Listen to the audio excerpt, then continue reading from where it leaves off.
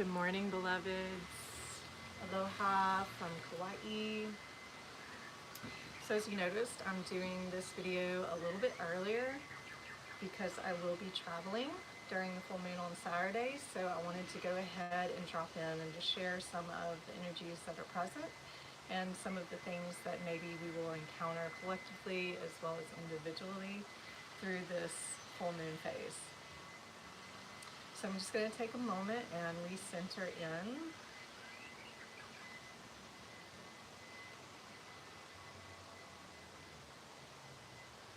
Okay. So something that I've become really aware of, especially in the last 2 days, is this great expansive energy. And I think that this probably is indicative of the Jupiter and Neptune conjunction, and then we're moving into the Libra full moon. But there is this quality of energy that is allowing us to touch places, frequencies, of things that we have desired, that we wanted, that maybe we thought weren't achievable, that we thought we couldn't reach. It's allowing us like this opening to access what that feels like inside of us so that we can call it in and manifest it outside of us. So let's go ahead and just start to dip into the cards and see first what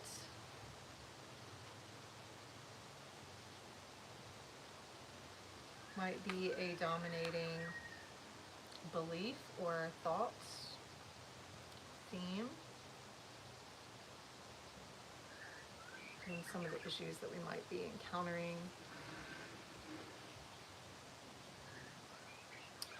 Okay, so our first card is as you let go and willingly release the physical, emotional, and mental aspects of your being, spirit becomes your state.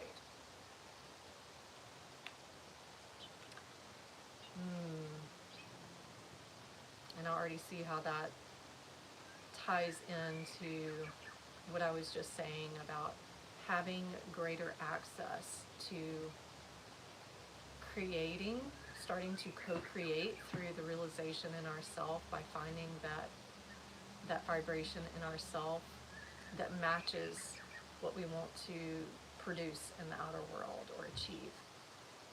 But this only happens when we are able to align all dimensions of our being, the physical, emotional, mental, and spiritual. And most of us get caught in all of these layers, like in the physical body, we can get caught in this disbelief of, or limitation. And that's just not just the physical body. That would be in every layer. You will see some manifestation of that.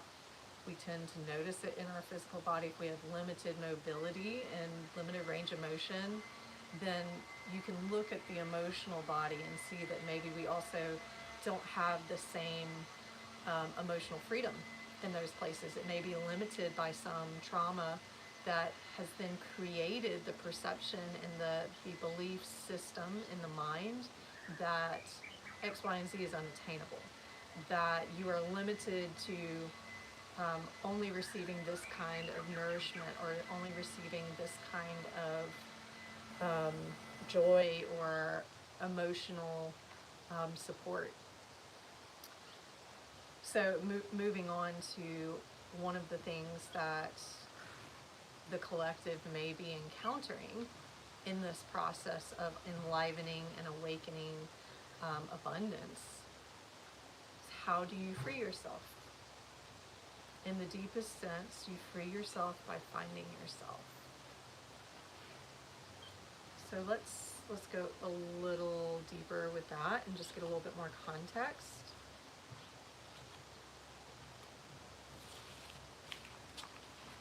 So first identifying where do you not feel free? What part of your life feels, what part of your life force feels compromised?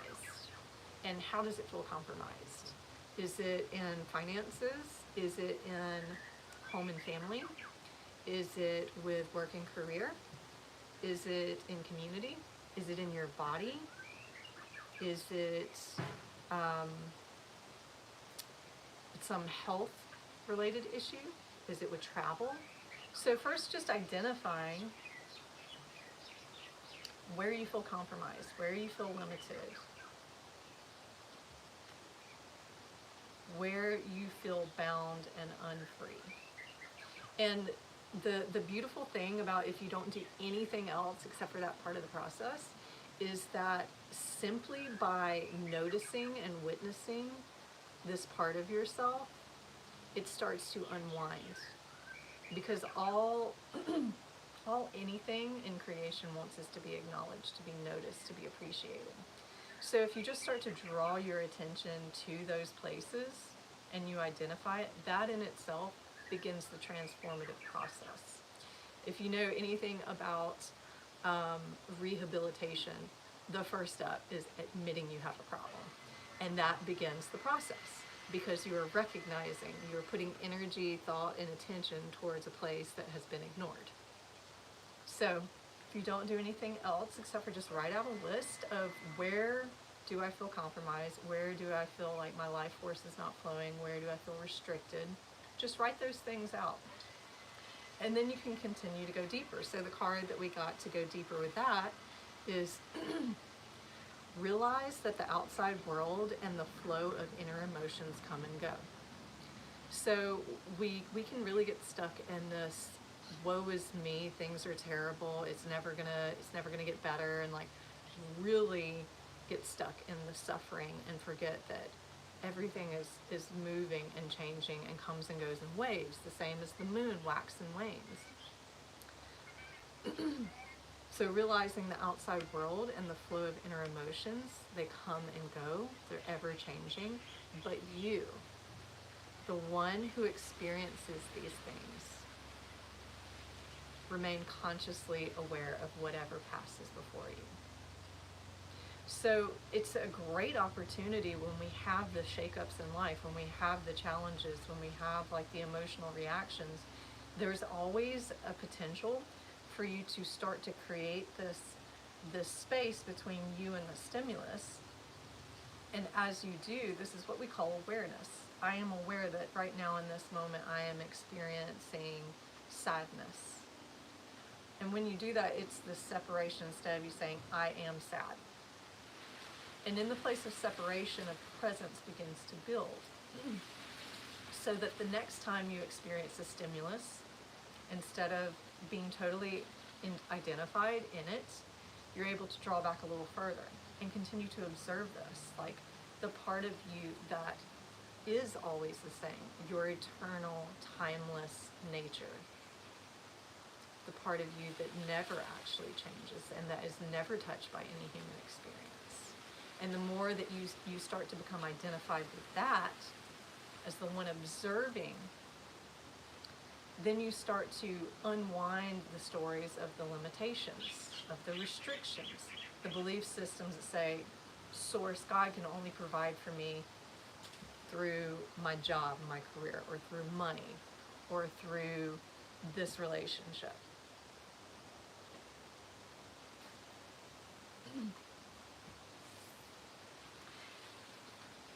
And our action cards. So how do we deal with this? How do we work with these energies that are like, okay, whatever part of your life you haven't felt like you have fluidity and freedom and space, like how can you direct your attention there and allow it to open more to you and to reveal its wonder and its mystery and its uninhibited power.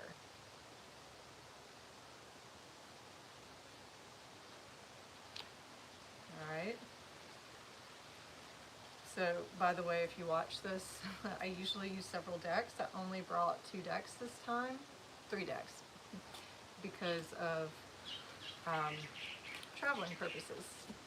So, moving on to the angel card deck, which we use for the direction, for the actions that we can take. So we got the third eye chakra. Yes. Okay. Look at this beautiful image. And like being here on Kauai, this picture looks very much like Kauai. And I've rarely seen this card. So this is very special. And she's so feeling safe to see love in all situations, feeling safe to see God. Looking, like if we look for the good in something, we will find it. If we look for the bad in something, we will find it. Energy follows thought. So are you really present with the intentions that you have as you witness and view? And if you're witnessing and viewing the parts of your life where you don't feel free, or maybe it's the part of your life that you want to expand into, is there some part of you that says, oh, this isn't safe? Like, it's not okay for me to think any further beyond this because maybe there's some trauma around being disappointed.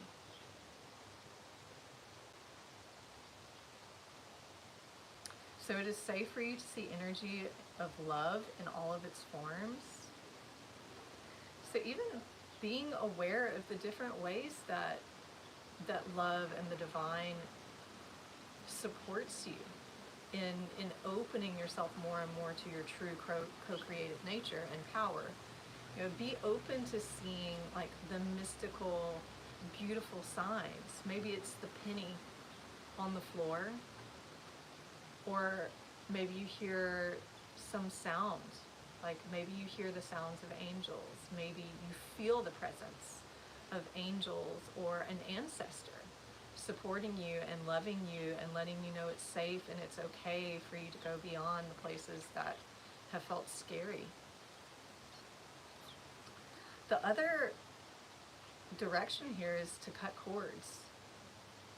So if there's some situation in your life, there's some person in your life that's drawing on your energy and on your vitality, someone who isn't able to meet you in your joy, you really have to reflect and review and consider how attached should I be to this person, and how much access should I give to them of my energy and my happiness. If somebody can't meet you in your joy and your happiness, then you should consider reserving that for people that can witness you and appreciate. And then you two share, and like when you share that joy together, there's this raising of that natural vibration, and that's what attracts more of it to us. So checking in with your cords. Does anything need to be cut? Does anything need to be cleaned? Some cords are, you're going to continue to have these cords with your children, with your partners, with your parents, but maybe they just need a little cleaning. And then the ear chakras. So we got third eye chakra and ear chakra. So noticing messages that appear as sounds, music, and words from both external sources and within your mind. The messages are real answers to your prayer. So again, there's like this really obvious support system that's present, that's asking you to really tune yourself. And this comes back to one of our original cards of, as you let go and willingly release the physical, emotional, and mental aspects of your being, spirit becomes your state. So when we're really clear in our body, we're clear in our emotions, and we take time to clear our mind, then we start to notice the things that have always been there. We notice the bird that shows up, when we're thinking about a loved one, or, we're feeling unfree. And then this beautiful winged creature shows up and shows us how easy it is to fly. And there's so many ways that that we might be just flying right underneath the radar of perceiving all of the answers to our prayers.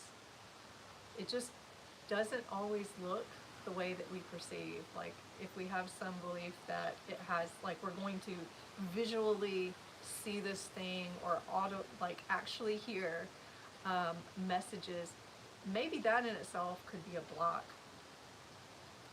from receiving in your own intuitive way. We all have very different gifts and different ways of connecting with the divine and connecting with the body. And the more that we can arrive in our body and take time in mindful meditation and to check in, how are my emotions? Are they getting met? Is there anything that I can do for myself to serve myself in that way, in a way that's healthy and supportive and makes me feel loved and makes me feel connected with God and the universe?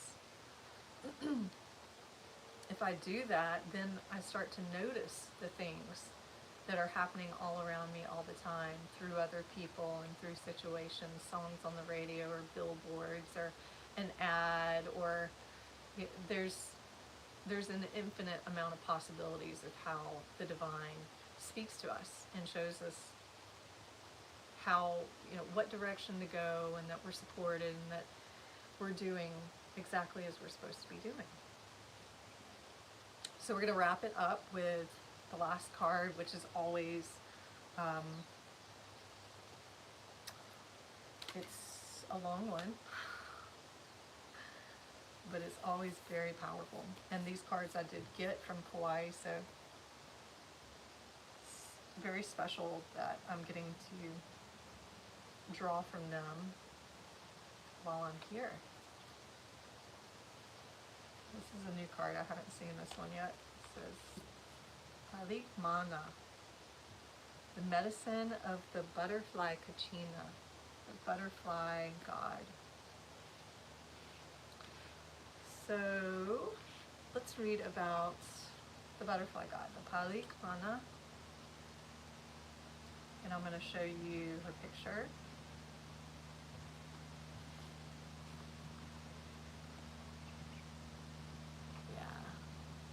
And again, you see that third eye and the ears in this one as well.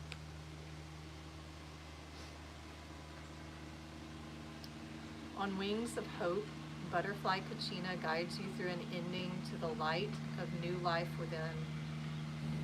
It is your transition into a happier time of increased pleasure and delight. Especially if you have experienced great struggle or loss, the spirit medicine of butterfly brings hopeful promise to your heart. Here is your sign that there will be happiness, peace, and light. Trust in the goodness being birthed. An apparently lost cause or shattered dream was a necessary part of your transformational journey.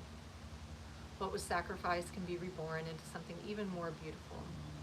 You are not meant to turn to the past, as it cannot support you in the way it once did. Trust that you have the inner resources to handle what is happening within you and in your life.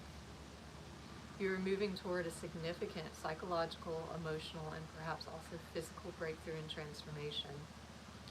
An inner sense of discomfort may be signaling that something new is unfolding within. It is natural to initially feel a little awkward or uncertain in the face of the unfamiliar.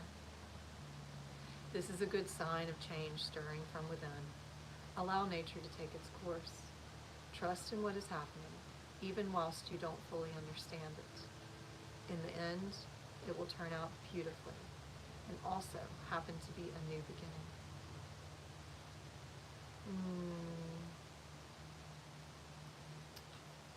Palik Mana.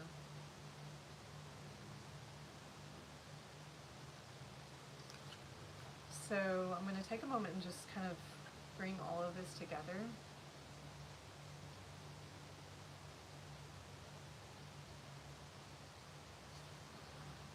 So this is really big for the collective awakening.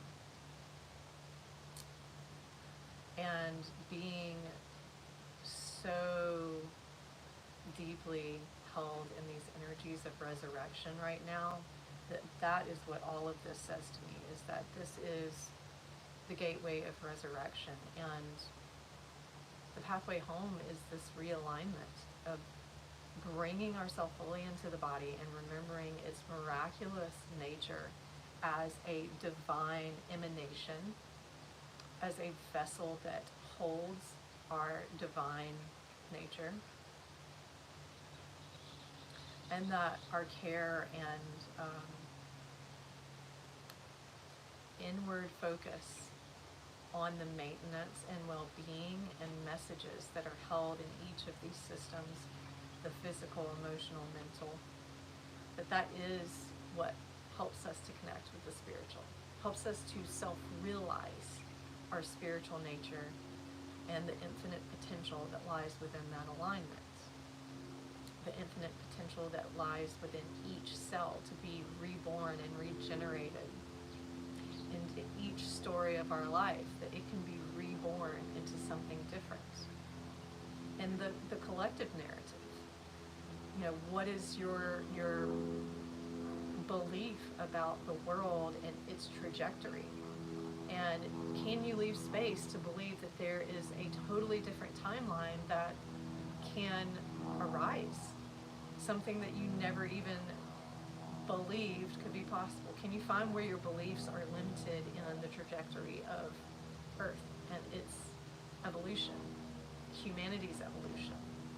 Like if there's somewhere in you where you're resentful, where you're angry, where you're hostile, and you're sad and scorned, is that limiting your ability to see the world in its perfection and the evolutionary process as a perfected process?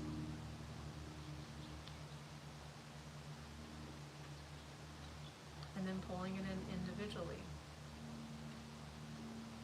Purify. Where in your life has been compromised? Where in your body do you feel compromised?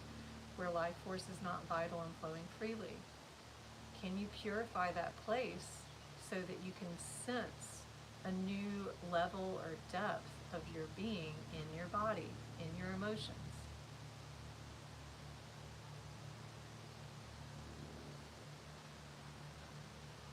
So in that rebirthing process,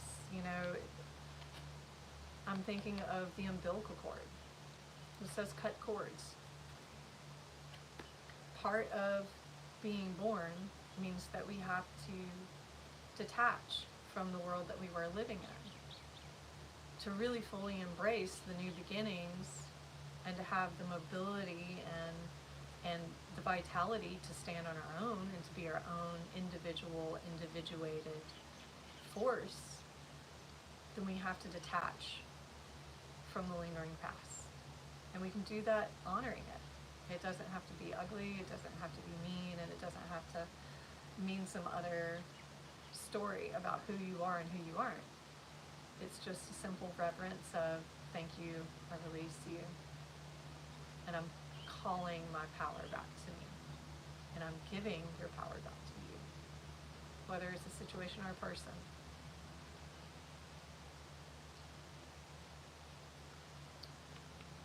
And just trusting that this resurrection process in your own personal life and in the totality of humanity, that this is actually something really, really beautiful being born.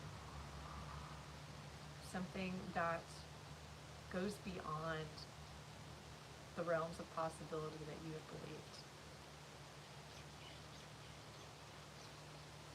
I hope that you found this message inspiring and insightful and helpful and practical, and I'm just so very grateful to be able to share this with you all. Thank you for your loving support. If you enjoy this, give me a thumbs up. I'd love to hear your comments about how this energy is feeling for you and moving into the full moon, and just want to encourage everyone to take this with them through the next couple weeks as they're going through their rebirthing, resurrecting process of just remembering, okay,